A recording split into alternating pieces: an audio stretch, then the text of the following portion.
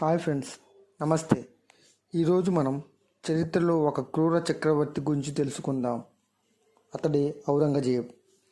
ఇతను హిందువులపై చేసిన అణచివేత, ధర్మ వివక్ష గురించి మీకు స్పష్టత ఇస్తాను. ఔరంగజేబ్ మొఘల్ సామ్రాజ్యంలో 6వ చక్రవర్తిగా 1658లో రాజ్యం చేపట్టాడు. ఇతను షాజహాన్ కుమారుడు. ఔరంగజేబ్ కాలంలో వేలాది హిందూ దేవాలయాలు ధ్వంసం చేయబడ్డాయి. ముఖ్యంగా కాశీ విశ్వనాథ్ ఆలయం, మథుర కేశవదేవ్ ఆలయం నేలమట్టమయ్యాయి.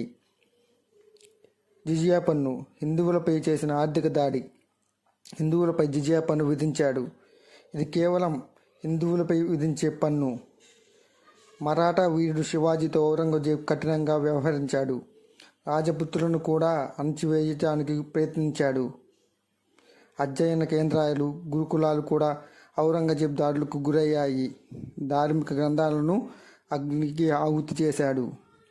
ఇతని పాలన హిందువులపై మానసిక, ఆర్థిక, ధార్మిక దాడిలా మారింది. ఇది భారతదేశ చరిత్రలో ఒక చీకటి అధ్యాయం. ఔరంగజేబ్ హిందూ సాంప్రదాయాలపై చేసిన దాడులు భయానకమైనవి.